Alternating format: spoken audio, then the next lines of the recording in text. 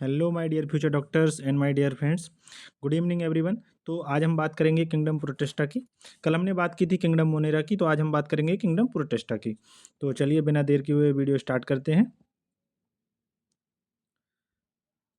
तो सबसे पहले हम बात करेंगे किंगडम प्रोटेस्टा में all single cell eukaryotes are placed under protista, यानी कि जो जितने भी और सिंगल सेल यूकैरियोट्स ऑर्गेनिज्म है वो किंगडम प्रोटेस्टा के अंतर्गत आते हैं, उसी के अंडर में हम स्टडी करते हैं। But the boundaries of this kingdom are not well defined, लेकिन जो इस किंगडम की बाउंड्रीज है, जो इसकी लिमिटेशन है, वो वेल डिफाइंड नहीं है कि ये ऑर्गेनिज्म है तो ये पूरी तरीके से प्रोटेस्टा का ही है।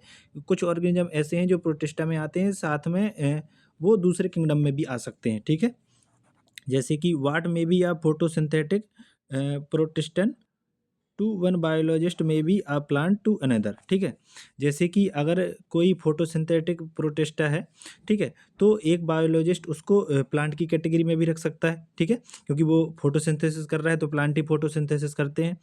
इन this book we include chrysophyte, dinoflagellate, euglenoid, slime moulds and protozoans under protista. तो इस किंगडम में हम क्या क्या कर रखते हैं प्रोटेस्टा में, वो मैं आपको हाईलाइट कर देता हूँ। वो हैं chrysophyte, dinoflagellate, euglenoids, slime moulds, ठीक है, एंड प्रोटोजोन। ठीक है, अंडर प्रोटेस्टा में कौन कौन से रखते हैं हम? Chrysophyte, dinoflagellate, euglenoids, slime moulds. ठीक है, मैं हाईलाइट कर देता हूँ यार, ये क्या दिक्कत आ रही है हाईलाइट होने में। ठीक है, chrysophyte, dinoflagellate, euglenoid and slime moulds. ठीक है, ठीक है, ठीक है। इसके बाद हम आगे बात कर लेते हैं। Member of protista are primarily aquatic, और जो प्रोटेस्टा किंगडम के मेंबर हैं वो प्राइमरीली कैसे हैं? एक्वेटिक हैं। ठीक है, यानी कि पानी में रहते हैं। This kingdom form a link with the others dealing with plant, animal and fungi. ठीक है, और ये किंगडम है, ये देखो इसकी बाउंड्री वेल डिफाइंड इसलिए नहीं है क्योंकि ये बहुत सारे जो अदर किंगडम है, ठीक है, जैसे 5 किंगडम थे, तो अदर किंगडम जैसे कि प्लांटी, ठीक है, एनिमेलिया, ठीक है, और फंजाई, इसके साथ ये क्या करता है? कॉमन लिंक शेयर करता है, यानी कि कुछ एक ऑर्गेनिज्म इसके ऐसे हैं जिसके कैरेक्टर कुछ प्रोटेस्टा के हैं, कुछ इन किंगडम के भी हैं। इसी वजह से ये क्या करता है? लिंक शेयर करता है। ठीक है, यानी कि उनमें दोनों किंगडम के कैरेक्टर कुछ कुछ होते हैं इस वजह से। ठीक है, तो ये पॉइंट थोड़ा सा इंपॉर्टेंट है, आप देख लीजिएगा देखना चाहें तो। ठीक है, being eukaryotes the protistan cell body contain a well defined nucleus. अब जैसे कि यूकैरियोट होने की वजह से प्रोटेस्टा में क्या होती है, जो सेल बॉडी होती है, ठीक है, उसमें क्या होता है? वेल डिफाइंड न्यूक्लियस होता है। ठीक है, तो ये अदर किंगडम से मैच कर गया, क्योंकि अदर किंगडम में जैसे कि प्लांटी, एनिमेलिया, फंजाई, इनमें भी वेल डिफाइंड न्यूक्लियस पाया जाता है, जबकि प्रोकैरियोट में नहीं पाया जाता है। ठीक है, the other membrane bound organelles, ठीक है, इसके साथ साथ अदर मेम्ब्रेन बाउंड ऑर्गेनेल्स भी होते हैं। ठीक है, जैसे माइटोकॉन्ड्रिया। ठीक है, सम है फ्लैजिला। अब इन प्रोटेस्टा किंगडम में कुछ में फ्लैजिला होता है, ठीक है, और कुछ में क्या होता है? सिलिया होता है। Protist reproduce sexually and asexually, दोनों मेथड से होते हैं, by a process involving cell fusion. ये सेक्सुअली जब करते हैं तो वो सेक्सुअली और करते हैं। ठीक है, तो ये कौन कौन सी प्रोसेस होती हैं? जैसे कि सेक्सुअली अगर जब रिप्रोडक्शन करते हैं, ए सेक्सुअली करते हैं तो सेल फ्यूजन के द्वारा। जब सेक्सुअली रिप्रोडक्शन करते हैं तो वो जाइगोट फॉर्मेशन के द्वारा रिप्रोडक्शन करते हैं। कौन? प्रोटेस्टा। ठीक है, ये हो गया। इसके बाद अब हम इसका जो क्लासिफिकेशन है, इसके अंडर में कौन कौन से हैं, ठीक है, तो वो क्राइसोफाइट्स हैं, dinoflagellate, euglenoid, slime moulds and protozoans. तो अब हम बारी बारी उनको देख लेते हैं। ठीक है, तो सबसे पहले हम क्राइसोफाइट को देखेंगे। भाई अरे यार रुक जाओ थोड़ा सा।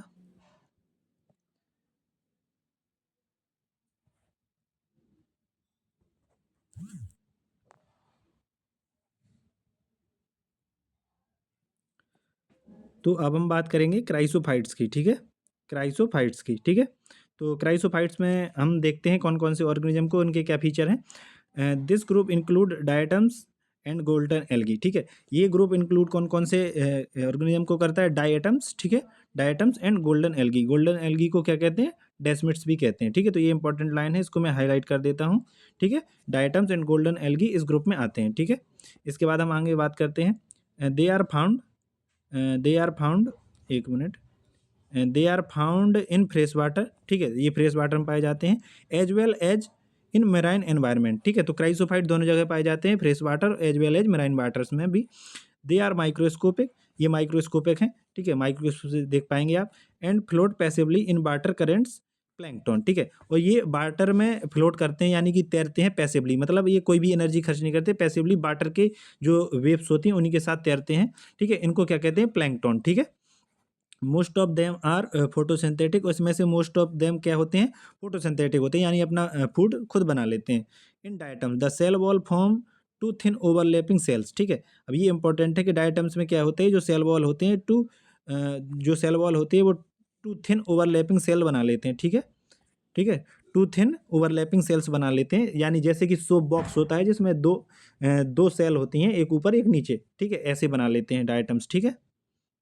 इसके बाद which fit together as in soap box, ठीक है, जैसे कि यहाँ पे बताया गया कि जैसे वो कैसे फिट हो जाते हैं, जैसे कि सोप बॉक्स में फिट होते हैं सेल, वो एक दूसरे से ऐसे फिट हो जाते हैं, ठीक है। The walls are embedded with silica, ठीक है, ये पूरा लाइन इंपॉर्टेंट है, और ये सेल वॉल जो डायटम्स की होती हैं वो सिल्का से एम्बेडेड होती हैं, ठीक है, सिल्का सिल्का ही उनका सिल्का का डिपोजिशन होता है उन पर, ठीक है। दस द वॉल आर इंडेस्ट्रक्टिबल, ठीक है, तो इस वजह से जो इनकी सेल वॉल्स होती हैं वो क्या होती हैं, इंडेस्ट्रक्टिबल, यानी कि उन्हें तोड़ना काफ़ी मुश्किल होता है, ठीक है, वो तोड़ नहीं सकते आप, इतनी हार्ड होती हैं सिल्का के डिपोजिशन की वजह से, ठीक है। Thus diatoms have left behind large amount of cell wall deposit in their habitat, ठीक है, तो इस प्रकार से ये लोग बोल रहे हैं कि जब डायटम्स की डेथ होती है तो उनकी सेल वॉल सिल्का की बनी होती है, ठीक है, तो जिस हैबिटेट में ये रहेंगे वहीं पर उनका लार्ज अमाउंट में डिपोजिट हो जाएगा सिल्का का, ठीक है, क्योंकि सेल वॉल का डिपोजिट होगा तो उसी वजह से हो जाएगा, क्योंकि वो इंडेस्ट्रक्टिबल है तो टूट नहीं सकती, तो इस वजह से वहीं पे डिपॉजिट हो जाएगी, ठीक है। इसके बाद हम आगे बात करते हैं, this accumulation over billion of years is refer to a diatomaceous earth, ठीक है, अब ये भी इंपॉर्टेंट है कि जब यही एक्यूमुलेशन कई बिलियन ईयर्स होता रहता है तो ये क्या बनाता है, डायटोमेसियस अर्थ, ठीक है, तो ये इंपॉर्टेंट है डायटोमेसियस अर्थ, ठीक है। डायटोमेसियस अर्थ कैसी होती है, तो being gritty this soil is this soil, ये जो डायटोमेसियस सॉइल है, बीइंग ग्रिटी ग्रिटी यानी कि उसमें ग्रिटी समझ रहे हैं आप, जैसे कि रेत होती है, ग्रिटी होती है ना, ठीक है, जिसमें कण हो, ठीक है, पार्टिकल्स हो, being gritty this soil is used in polishing, ठीक है, ये सॉइल किस में यूज की जाती है, पॉलिशिंग में यूज की जाती है, फिल्ट्रेशन ऑफ ऑयल, ऑयल का फिल्ट्रेशन में यूज की जाती है, ठीक है, इसके साथ साथ सिरप के फिल्ट्रेशन में भी यूज की जाती है। Diatoms are the chief producer in the ocean, ठीक है, और जो हमारे ओशियन है, समुद्र हैं, उनमें चीफ प्रोड्यूसर कौन है, जो मेन प्रोडक्शन करते हैं वो क्या है, डायटम्स ही है, ठीक है। इसके बाद हम आगे बात करते हैं,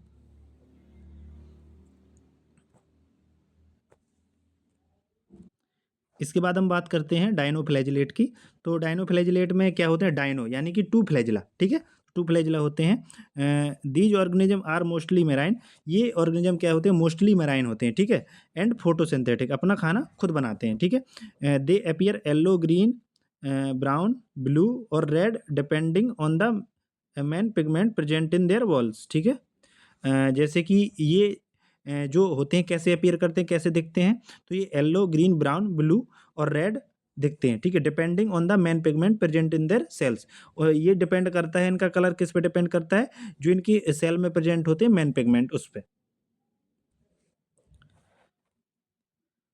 the cell wall has stiff cellulose plate, और इनकी सेल वॉल की एक खास बात क्या है कि इनमें स्टिप सेलुलोज प्लेट पाई जाती हैं ऑन द आउटर सरफेस, ठीक है, तो इनकी सेल वॉल में क्या पाई जाती हैं, the cell wall has stiff cellulose plate on their outer surface, ठीक है। Most of them have two flagella, इनमें से मोस्ट ऑफ में क्या होते हैं, टू फ्लैजिला होते हैं, ये मैंने आपको बताया, डायनो मतलब टू फ्लैजिला मैंने फ्लैजिला, ठीक है, तो इनमें टू फ्लैजिला होते हैं मोस्ट ऑफ देम में, ठीक है, सारे में नहीं होते हैं लेकिन मोस्ट में टू फ्लैजिला होते हैं। अब उन फ्लैजिला की क्या डायरेक्शन है, मतलब क्या पोजीशन रहती है, तो वन लाइज लॉन्गिट्यूडनली, तो एक कैसे लाइज होता है, लॉन्गिट्यूडनल, ठीक है, and the other transversely in a furrow between the plate, ठीक है।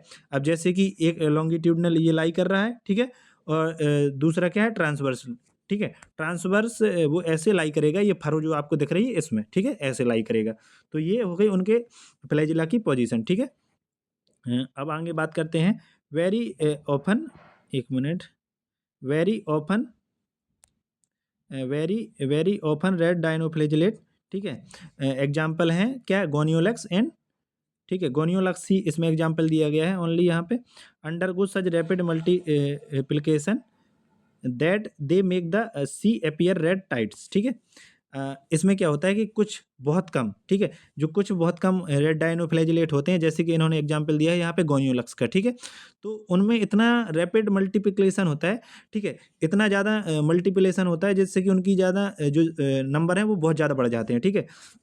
तो इस वजह से जहाँ पर भी ये प्रेजेंट होते हैं तो वहाँ पर ये सी को, ठीक है, जो समुद्र है सी को, वहाँ पे ऐसा लगने लगता है जैसे रेड टाइड्स बन गए हों, ठीक है, क्योंकि ये रेड होते हैं, ठीक है, रेड अपीयर करते हैं, इस वजह से कैसा अपीयरेंस कर देते हैं वहाँ पर रेड टाइड। तो रेड टाइड कौन से बनाते हैं? Red dinoflagellate. और एग्जाम्पल क्या हो गया हमारा? गोनियोलक्स, ठीक है, तो रेड टाइड्स, ठीक है, याद रखना। अब toxin release by such large number even may even kill other marine animal such as fishes.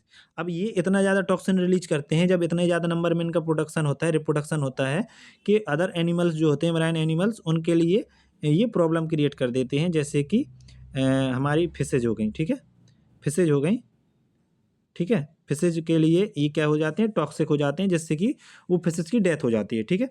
इसके बाद हम आगे देखेंगे इसमें डायनोफ्लैजिलेट के बाद हम यूग्लिनोइड पे देखेंगे, ठीक है। तो यूग्लिनोइड में हम जब देखते हैं तो इसमें हम सबसे पहले देखेंगे ये कैसे शेप, यूग्लिना शेप के होंगे, ठीक है। आपने देखो डायनोफ्लैजिलेट का शेप तो देख ही लिया, मैं आपको एक बार फिर से दिखा देता हूँ।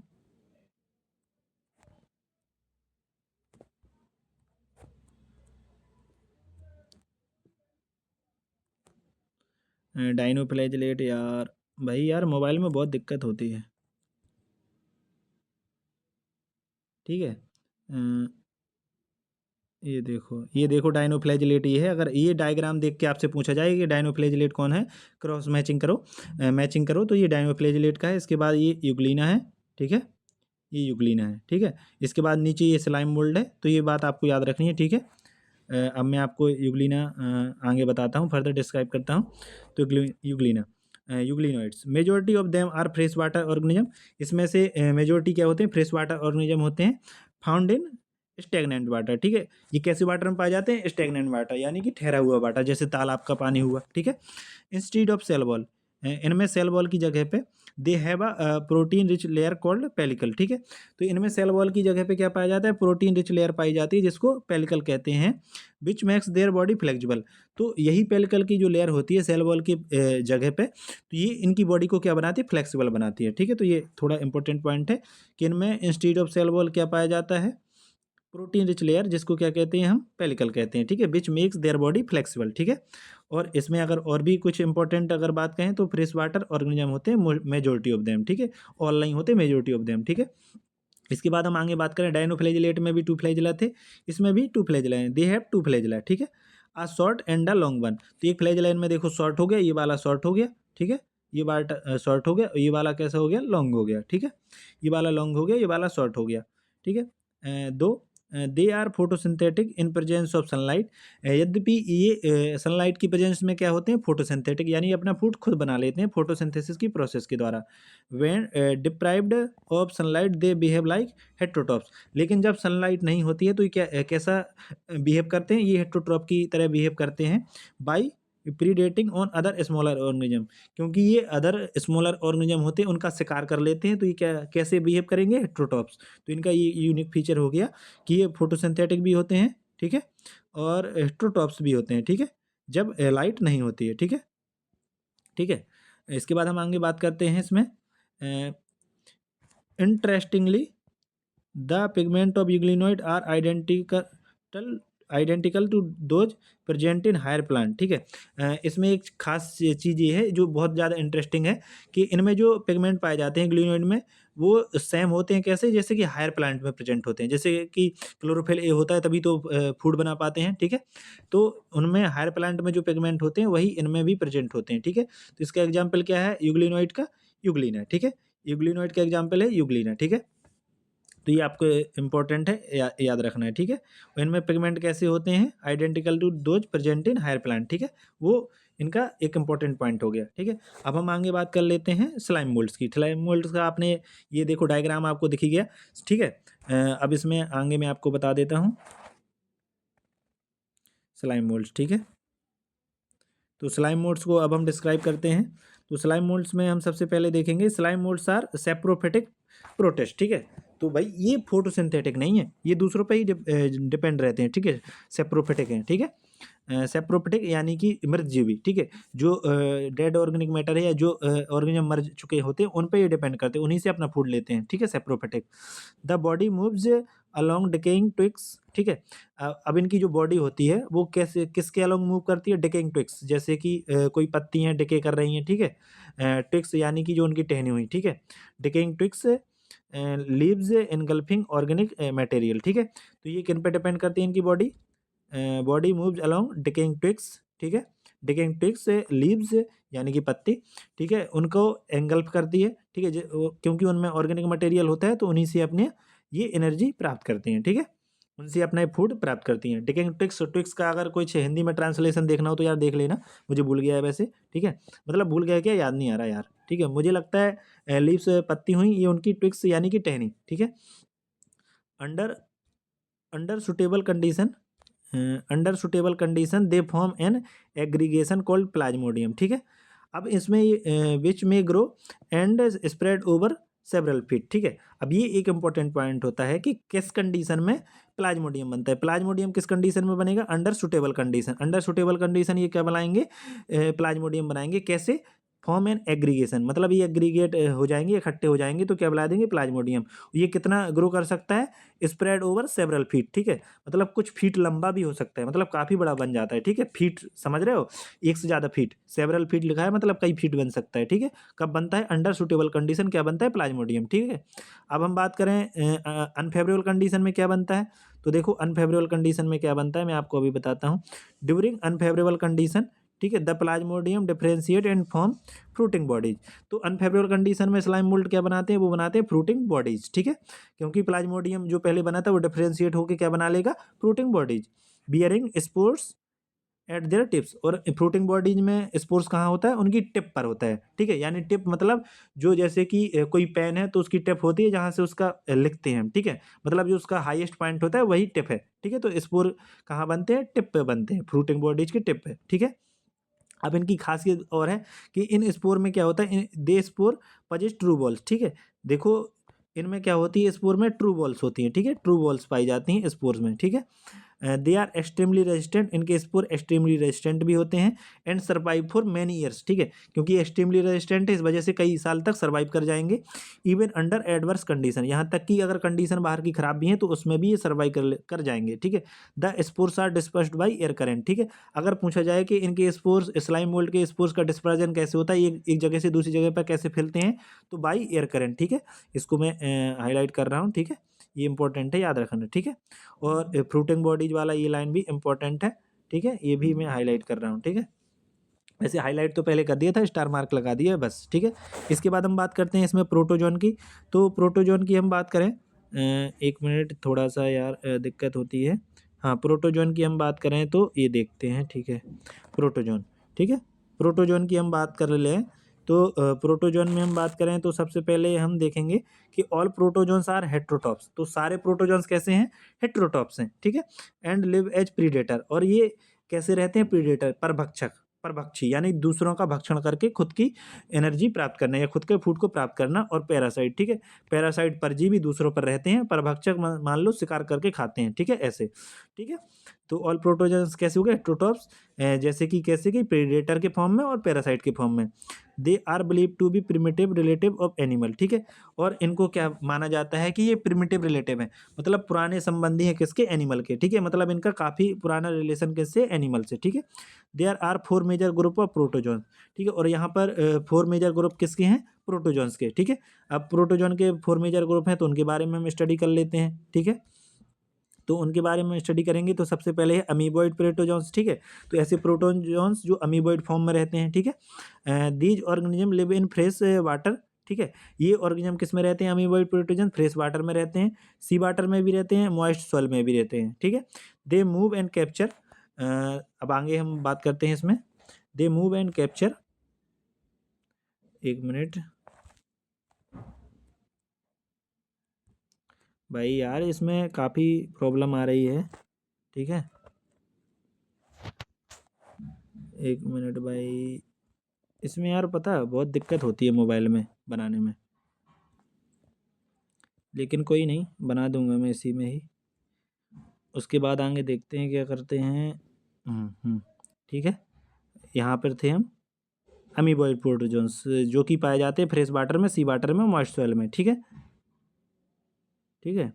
इसके बाद हम बात कर लें इसमें, दे मूव एंड कैप्चर। ठीक है, यहाँ पर थे हम। ठीक है, तो ठीक है, they move and capture there pray. तो जो अमीबॉइड प्रोटोजोन्स होते हैं वो कैसे मूव करते हैं और कैसे कैप्चर करते हैं अपने प्रे को? They move and capture there pray by putting out pseudopodia. तो इनमें स्यूडोपोडिया पाया जाता है, तो ये अपने स्यूडोपोडिया को बाहर निकालते हैं, उसी के द्वारा ये मूवमेंट करते हैं और कैप्चर करते हैं अपने प्रे को, शिकार को। ठीक है, स्यूडोपोडिया को क्या कहते हैं? False feet, as in amoeba. ठीक है, अमीबॉइड प्रोटोजोन्स का एग्जाम्पल क्या होगा? अमीबा। ठीक है, और इनमें क्या होता है? स्यूडोपोडिया, फॉल्स फिट, उसी के द्वारा ये मूवमेंट करते हैं और अपने जो शिकार को होता है उसको, प्रे को कैप्चर करते हैं। ठीक है, एग्जाम्पल क्या हो गया? अमीबा। ठीक है, तो इसको याद रखना। इसके बाद हम आगे बात करते हैं, marine form have silica shells. और मेराइन फॉर्म में अमीबॉइड प्रोटोजोन्स की जो मेराइन फॉर्म होती है, ठीक है, यानी कि समुद्र के पानी में पाई जाने वाली फॉर्म, ठीक है, उनमें क्या होते हैं? सिल्का सेल्स होती हैं ऑन देयर सरफेस। ठीक है, some of them as entamoeba are parasite. ठीक है, और उसमें से कुछ ऐसे भी होते हैं जैसे कि एंटामीबा। एंटामीबा क्या है? पैरासाइट। मैंने आपको बताया था कि प्रोटोजोन्स कैसे होते हैं? पैरासाइट भी होते हैं, ठीक है, और सेप्रोफाइट दोनों भी होते हैं। तो एंटामीबा क्या हो गया? पैरासाइट हो गया। ठीक है, इसके बाद हम बात कर लेते हैं फ्लैजिलेटेड। ठीक है, वो था अमीबॉइड। ठीक है, ये है flagellated protozoans. Member of this group are either free living और पैरासाइटिक। ठीक है, तो फ्लैजिलेटेड प्रोटोजोन्स कैसे होते हैं? या तो कैसे होते हैं? Free living. ठीक है, यानी कि फ्री लिविंग कहीं भी घूमते रहेंगे। पैरासाइट दूसरों पे ही रहेंगे। ठीक है, दूसरे ऑर्गेनिज्म पर रहेंगे, उन्हीं से अपना फूड प्राप्त करते रहेंगे। ठीक है, अब फ्लैजिलेटेड है तो क्या होगा? इनमें फ्लैजिला होगा। ठीक है, ऑब्वियस सी बात है।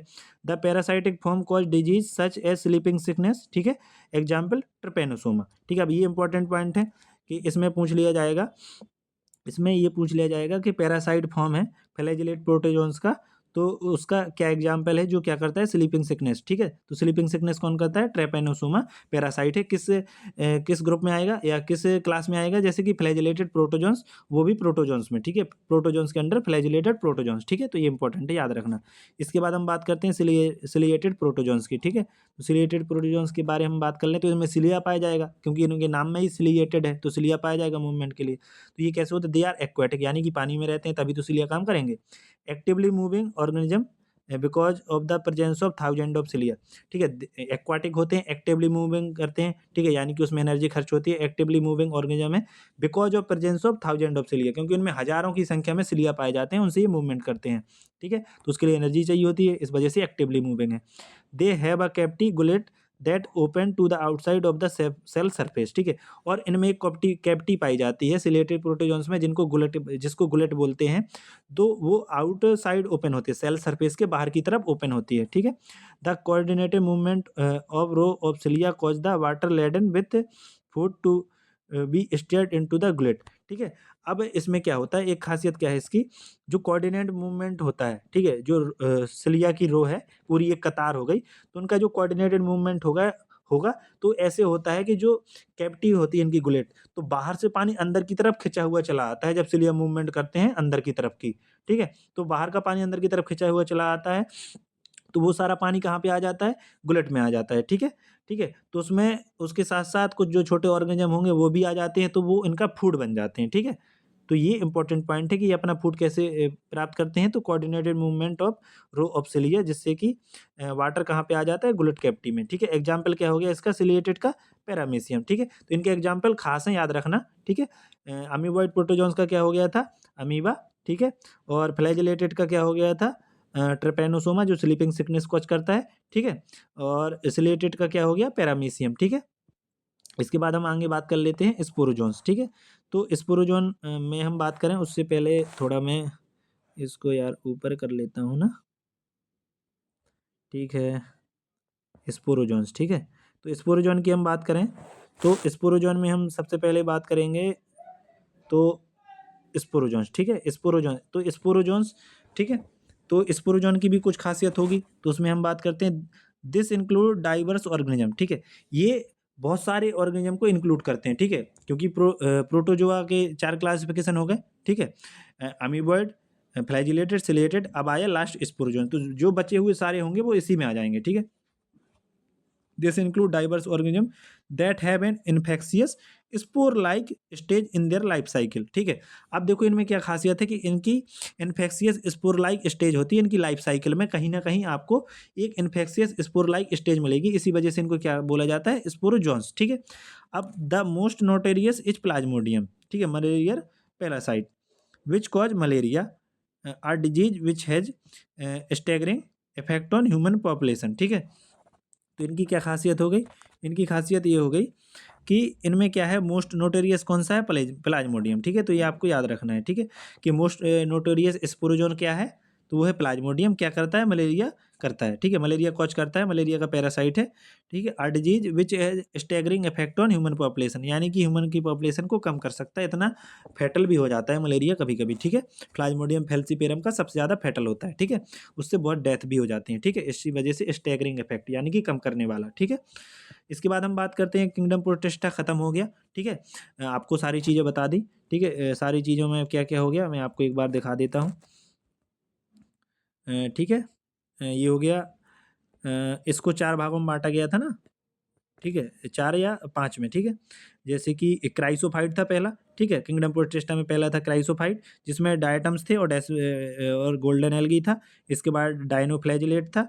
इसके बाद यूग्लिनोइड था, 3। इसके बाद चौथा स्लाइम मोल्ड्स हो गया। ठीक है, इसके बाद 5वां हो गया प्रोटोजोन्स, और प्रोटोजोन्स को भी सब क्लासिफाई किया गया था, amoeboid protozoans, ciliated protozoans, flagellated protozoans. ठीक है, ये हैं flagellated protozoans, ciliated protozoans, sporozoans. ठीक है, तो ये हो गया किंगडम प्रोटिस्टा फिनिश। इसके बाद हम बात करते हैं किंगडम फंजाई। ठीक है, तो किंगडम फंजाई की हम बात कर लेते हैं अब। तो किंगडम फंजाई, ठीक है, इसमें जो सेल वॉल होती है वो किससे बनी होती है, काइटिन से। तो the fungi constitute a unique kingdom of heterotrophic organism, कि फंजाई एक कॉन्स्टिट्यूट करता है यानी कि बनाता है unique kingdom of heterotrophic organism. तो ये कैसा बनाता है, यूनिक किंगडम, मतलब इसमें कुछ यूनिक चीज़ें हैं। ठीक है, जो जो हेट्रोट्रॉपिक की यूनिक चीज़ें हैं, तो इस वजह से इसने क्या बना दिया, unique kingdom of heterotrophic organism. इस लाइन को एज इट याद कर लेना है। ठीक है, ठीक है ना। इसके बाद हम आगे बात करें, दे show a great diversity in morphology and habitat. एक मिनट भाई,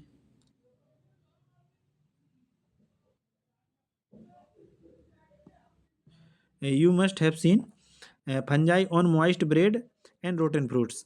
जैसे कि आपने अब जरूरी ही देखा होगा, मतलब देखा होगा कि मॉइस्ट ब्रेड या रोटन फ्रूट्स, सड़े गले फूटों पर कैसे फंगाई डेवलप कर जाते हैं। ठीक है, the most common mushroom you eat, और मोस्ट कॉमन इसमें क्या है, मशरूम।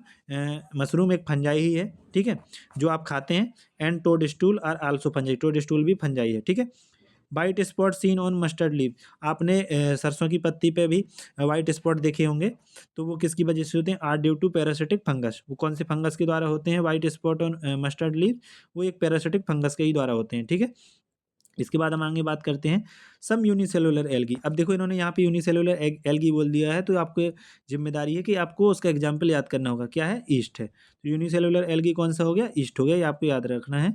ठीक है, अब ये किसके लिए यूज होता है, तो इसका यूज भी याद रखना है, used to make bread and beer. ठीक है, तो ईस्ट का यूज किस में करते हैं, ब्रेड एंड बियर, यानी कि ब्रेड जो बेकरी प्रोडक्ट होते हैं उसमें ईस्ट का यूज करते हैं मोस्टली। ठीक है, other fungi cause disease in plant and animal. ठीक है, इसके अलावा जो अदर फंजाई होते हैं वो डिजीज कॉज करते हैं प्लांट एंड एनिमल्स में। ठीक है, जैसे कि वीट रस्ट हो गया कॉजिंग पक्सीनिया। ठीक है, तो वीट का रस्ट कौन कॉज करता है, ठीक है, ये प्लांट के लिए हो गया। वीट रस्ट कौन कॉज करता है, causing by Puccinia is an important example. ठीक है, तो wheat rust causing by Puccinia ये इंपॉर्टेंट एग्जाम्पल है, आपको याद रखना है। ठीक है, मैं यहाँ पे हाईलाइट कर देता हूँ।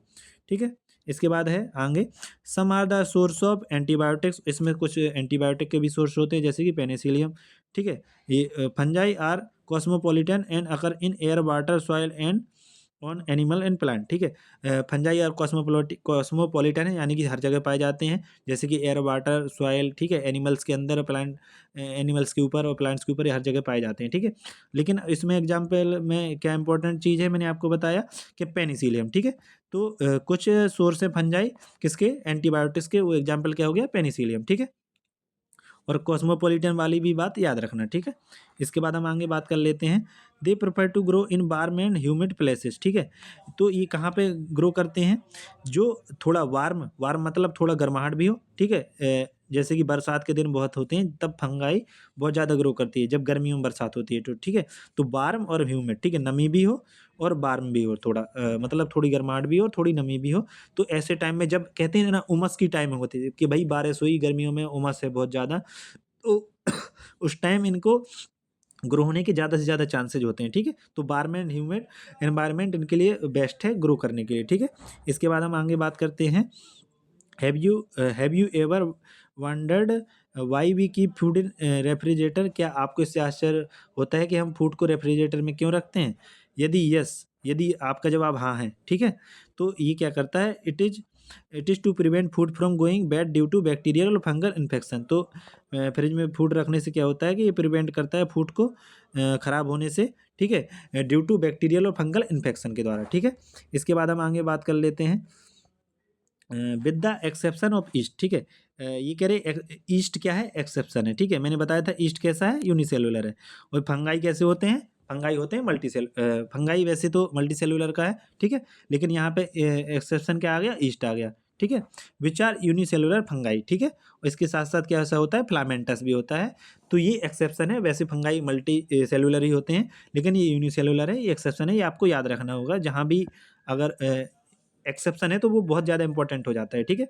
इसके बाद हम इसमें आगे बात कर लेते हैं, ईस्ट में ही बात करें, their body consist of long cylinder thread light structure. तो फंजाई यानी कि ईस्ट की बॉडी कैसी होती है, कंसिस्ट ऑफ लॉन्ग होती है, cylinder thread like structure called hyphae, ठीक है।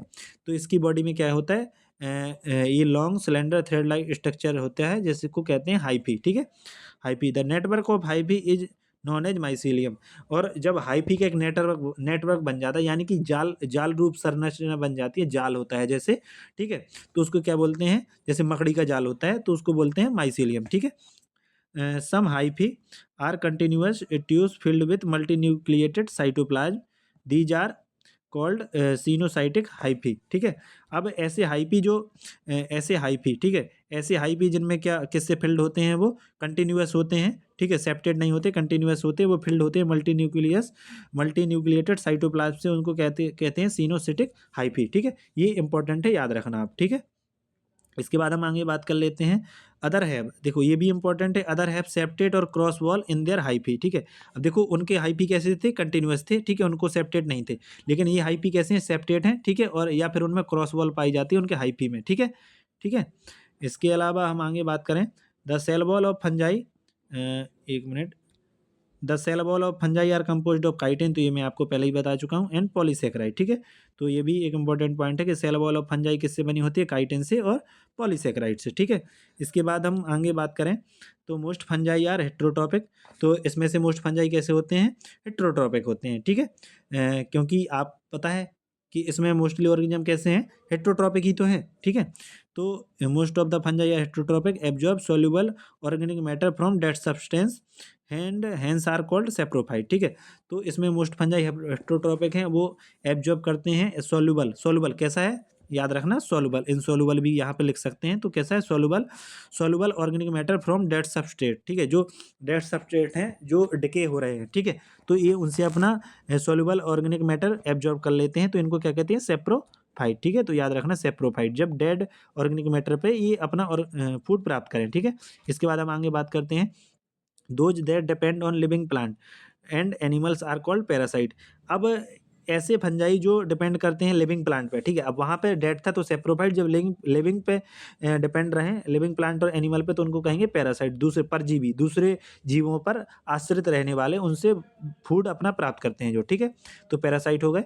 इसके बाद they can also live as symbiont, ठीक है। इसके साथ साथ फंजाई क्या बनाते हैं, सिम्बायोंट भी करते हैं, यानी कि सिम्बायोसिस की प्रोसेस है उसमें भी ये हेल्प करते हैं, यानी कि दूसरे ऑर्गेनिज्म के साथ रह के अपना कुछ काम ये करेंगे, कुछ काम वो करेंगे, ठीक है, दोनों आधा आधा काम करेंगे और मिलके अपना काम चलाते हैं, यानी कि अपनी लाइफ को आगे बढ़ाते हैं, फूड प्राप्त करते हैं, ठीक है। तो इनका सिम्बायोसिस फॉर्म कौन सा हो गया, सिम्बायोंट में, जैसे कि फंजाई एल्गी के साथ क्या बनाता है, लाइकेन, ठीक है। तो फंजाई एल्गी के साथ मिलकर क्या बनाता है, लाइकेन, एक नया ऑर्गेनिज्म ही बन जाएगा, ठीक है, with roots of higher plant as mycorrhiza, ठीक है। तो फंजाई ने सिम्बायोंट किसके साथ बनाया, एल्गी के साथ, और सिम्बायोंट का नाम क्या है, लाइकेंस, ठीक है। ये किस में पाया जाता है, रूट ऑफ हायर प्लांट, ठीक है, रूट ऑफ हायर प्लांट, जो हायर प्लांट होते हैं उनकी रूट में पाया जाता है, जैसे कि एग्जांपल दे दिया माइकोराइजा, ठीक है, माइकोराइजा की रूट में पाया जाएगा, ठीक है। और क्या बनाता है फंजाई एल्गी के साथ मिलकर, लाइकेन, ठीक है। इसके बाद हम आगे बात करते हैं reproduction in fungi. Reproduction in fungi can take place by vegetative means, ठीक है, फ्रेगमेंटेशन, फिजन एंड बडिंग, ठीक है। तो फंजाई में जो रिप्रोडक्शन होता है वो वेजिटेटिव मीन्स, ठीक है, यानी कि जो फंजाई का डायरेक्ट बॉडी पार्ट होता है, वेजिटेटिव पार्ट होता है, उससे डायरेक्ट भी हो सकता है, जैसे कि इन्होंने बताया पहला फ्रेगमेंटेशन, यानी कि फंजाई के 2 टुकड़े कर दिए जाएंगे तो 2 ऑर्गेनिज्म बन जाएंगे, 4 कर देंगे तो 4 बन जाएंगे। फिजन के द्वारा होता है, ठीक है, फिजन वो डिवाइड होते रहते हैं, ठीक है। इसके अलावा बडिंग के द्वारा होता है, जैसे फंजाई में बड बड बड निकलती है, ठीक है, फिर वो बड पेरेंट जो पेरेंट फंजाई था उससे अलग हो जाएगी, वो दूसरी बड पूरा एक न्यू ऑर्गेनिज्म बना लेगी, ठीक है। तो फ्रेगमेंटेशन, फिजन एंड बडिंग ये कौन से मीन्स है? वेजिटेटिव मीन्स, ठीक है। इसके अलावा बात करते हैं हम asexual reproduction is by spore, ठीक है। और फंजाई में जो एसेक्सुअल रिप्रोडक्शन होता है वो स्पोर के द्वारा होता है, ठीक है। अब स्पोर भी देखना कई टाइप के हैं, ठीक है। एक मिनट, जो इसमें एसेक्सुअल रिप्रोडक्शन होता है वो स्पोर के द्वारा होता है, कॉल्ड। अब उन स्पोर को क्या बोलते हैं हम? उन स्पोर को बोलते हैं कॉल्ड कोनिडिया और स्पोरेंजियो स्पोर और जू स्पोर, ठीक है। अब इनके स्पोर भी कई टाइप के हो गए, ठीक है। तो इनका स्पोर कौन सा हो गया? कोनिडिया, कोनिडिया, या फिर उसी को कहते हैं स्पोरेंजियो स्पोर, या कोनिडिया देखो अलग है, मतलब इन्होंने अलग अलग ग्रुप के लिए बता दिए, कोनिडिया, स्पोरेंजियो स्पोर और जू स्पोर, ठीक है, 3 बता दिए, 3 टाइप के, ठीक है। और अब बात करते हैं एसेक्सुअल के बाद सेक्सुअल रिप्रोडक्शन की। तो सेक्सुअल रिप्रोडक्शन होता है किसके द्वारा? oospore के द्वारा, एस्को स्पोर के द्वारा, बेसिडियो स्पोर के द्वारा, ठीक है। The various spore are produce in distinct structure called fruiting bodies, ठीक है। और इसमें जो डिफरेंट टाइप के स्पोर हैं ये कहाँ पे रिप्रोड्यूस होते हैं? ये मान लीजिए कहाँ पे बनते हैं? कहाँ पे बनते हैं? फ्रूटिंग बॉडीज में, ठीक है। तो इसमें क्या क्या इंपॉर्टेंट हो गया कि आपको एसेक्सुअल स्पोर के नाम याद रखने हैं, कोनिडिया, स्पोरेंजियोस्पोर और जूस्पोर, ठीक है। और सेक्सुअल रिप्रोडक्शन में क्या याद रखने हैं? वो हैं oospore, एस्कोस्पोर और बेसिडियोस्पोर, ठीक है। एस्कोस्पोर, उस एक मिनट, एस्कोस्पोर, oospore, बेसिडियोस्पोर, ठीक है। ये कहाँ पे प्रोड्यूस होते हैं? फ्रूटिंग बॉडीज में, ठीक है। The sexual cycle involve the following 3 step, ठीक है। सेक्सुअल साइकिल में 3 स्टेप होते हैं, कौन कौन से हैं आइए जानते हैं। नंबर 1 है fusion of protoplasm between 2 motile और non motile gamete called plasmogamy, ठीक है। तो पहला स्टेप है प्लाज्मोगैमी, जिसमें होता है fusion of protoplasm between 2 motile या फिर नॉन मोटाइल गैमेट के बीच, ठीक है। इसके बाद फ्यूजन ऑफ प्रोटोप्लाज्म हुआ तो प्लाज्मोगैमी बोलेंगे। अब होता है फ्यूजन ऑफ 2 न्यूक्लियाई। अब 2 फंजाई के जब या जो गैमेट होते हैं उनके जब न्यूक्लियाई का फ्यूजन होगा तो उसको बोलेंगे कैरियोगैमी, ठीक है। अब तीसरा स्टेप है meiosis in zygote result in haploid spore. अब जब मियोसिस होगी, ठीक है, जाइगोट में मियोसिस होगी तो क्या बनेंगे? हैप्लॉइड स्पोर, यानी कि सिंगल एंड, ठीक है। हैप्लॉइड यानी कि सिंगल एंड, डिप्लॉइड नहीं है वो, ठीक है, सिंगल एंड, ठीक है। तो हैप्लॉइड स्पोर बनेंगे, ठीक है। इसके बाद हम आगे बात कर लेते हैं। अब देखो ये यहाँ पे फंगस के स्ट्रक्चर दिए हैं, ये स्ट्रक्चर देख के डायरेक्ट पूछ लिए जाते हैं, ठीक है। अभी मैं आपको नीचे बताऊंगा, इनके नाम भी बता ही देता हूँ, चलो आपको बता देता हूँ। जैसे कि हमारा जो पहला है वो क्या है? म्यूकर, ठीक है, ठीक है, म्यूकर, ठीक है। इसके बाद दूसरा हमारा क्या है? एस्परजिलस, और तीसरा है एगेरिकस, ठीक है। तो ये आपको ऐसे ही सेम टू सेम जैसे नाम दिए हैं ऐसे ही याद करने हैं। पहला हमारा है म्यूकर, दूसरा है हमारा एस्परजिलस और तीसरा है एगेरिकस, ठीक है। अभी 1 बाय 1 मैं आपसे पूछता जाऊँगा बीच में।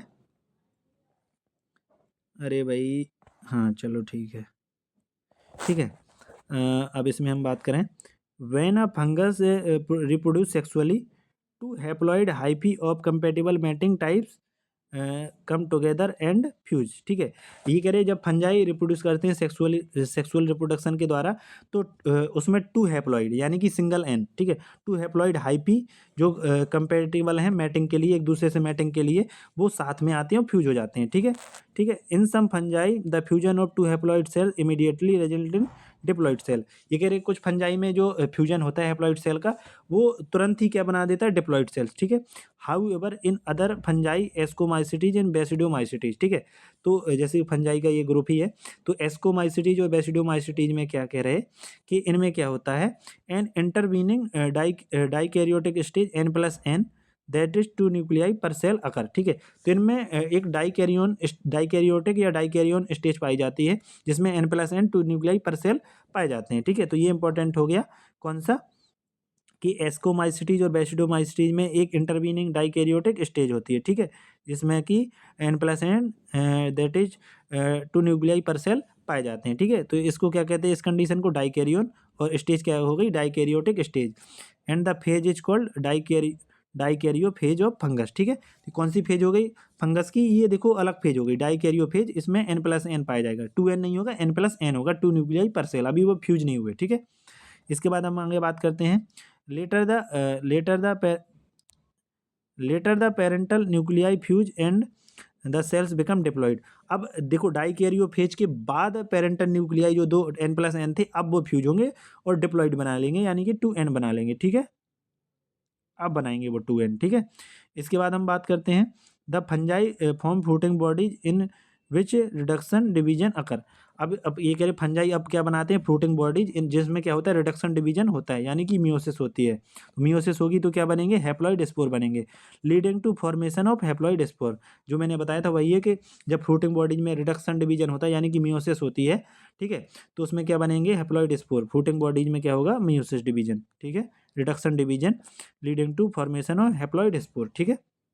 इसके बाद हम आगे बात कर लेते हैं, the morphology of the mycelium, ठीक है, morphology of the mycelium, mode of spore formation, ठीक है, and fruiting bodies form the basis for the division of the kingdom into various classes, ठीक है।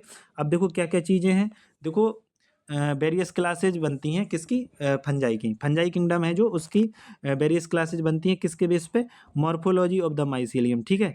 जो ये जैसे माइसीलियम है, तो माइसीलियम यानी कि जो हाइफी का नेटवर्क, एक जाल टाइप की संरचना जो बनती है, हाइफी का नेटवर्क होता है, उसको माइसीलियम बोलते हैं। तो उसकी मॉर्फोलॉजी कैसी, उसके बेस पर, और mode of spore formation, spore का फॉर्मेशन का, स्पोर बनने का क्या मोड है, उसके बेस पर, और फ्रूटिंग बॉडीज के मोड ऑफ फॉर्मेशन पे, ठीक है। ये क्या बनाते हैं, बेसिस बनाते हैं, ठीक है। इन 3 बेस पे हमारे किंगडम फंजाई का डिवीजन होता है वेरियस क्लासेज में, ठीक है। तो कौन कौन सी क्लासेज हैं, ठीक है, वो हम बात कर लेते हैं। वो है फाइकोमाइसिटीज, ठीक है, पहली फाइकोमाइसिटीज हो गई, ठीक है। इसके अलावा एस्कोमाइसिटीज हो गई, ठीक है। इसके अलावा एस्कोमाइसिटीज हो गई, इसके अलावा बेसिडियोमाइसिटीज हो गई, इसके अलावा ड्यूटेरोमाइसिटीज हो गई, ठीक है। अब मैं आपको एक चीज़ इसमें बता देता हूँ, ये कैसे करना है आपको, इसके लिए एक ट्रिक बताऊँ मैं। तो चलो मैं आपको बता देता हूँ, एक ट्रिक है, मतलब मैंने अपने लिए ट्रिक बनाई थी कि इनको कैसे याद रखना है। तो मैं यहाँ पे लिख देता हूँ, आप लिखना चाहें तो लिख सकते हैं, ठीक है। तो मैंने ऐसे बनाया था, अरे भाई यार यहाँ तो लिखने में प्रॉब्लम हो रही, मैंने बनाया था पेप्डी, ठीक है, पेप्डी बनाया था। मेरी जो ट्रिक थी फंजाई की क्लासेस की, वो थी पेप्डी। पी से फाइकोमाइसिटीज, ए से एस्कोमाइसिटीज, बी से बेसिडियोमाइसिटीज, और डी से ड्यूटेरोमाइसिटीज, ठीक है। तो देखो लेक्चर 43 मिनट्स का हो गया, तो अब इसको यहीं पे एंड करते हैं। और ये जो फंजाई का क्लासिफिकेशन है, यानी कि जो इनकी क्लासेज है ना, तो वो हम कल डिस्कस करेंगे, उसको कल डिटेल में बता देंगे, ठीक है। तो थैंक यू फ्यूचर डॉक्टर्स। अगर आपको वीडियो अच्छा लगा हो तो वीडियो को लाइक कीजिएगा, शेयर कीजिएगा, अपने फ्रेंड सर्कल में भी शेयर कीजिएगा, जो भी फ्रेशर बच्चे हैं, ठीक है। तो देखो मैं आपको पता है मैं लाइन बाय लाइन एनसीईआरटी एक लाइन का अर्थ बता रहा हूँ, ठीक है, यानी कि उनका मीनिंग बता रहा हूँ। इसके अलावा जो इंपॉर्टेंट पॉइंट है मैं उनको हाईलाइट कर रहा हूँ, ठीक है। और बाद में अगर आप कहेंगे तो सिर्फ मैं हाईलाइट ही बताऊंगा, लाइन बाय लाइन डिस्क्राइब नहीं करूंगा। अगर आपको लगता है लाइन बाय लाइन डिस्क्राइब नहीं करो, तो मैं सिर्फ इंपॉर्टेंट पॉइंट भी बता दूंगा। तो थैंक यू फ्यूचर डॉक्टर्स, मिलते हैं अपने नेक्स्ट वीडियो में, थैंक यू।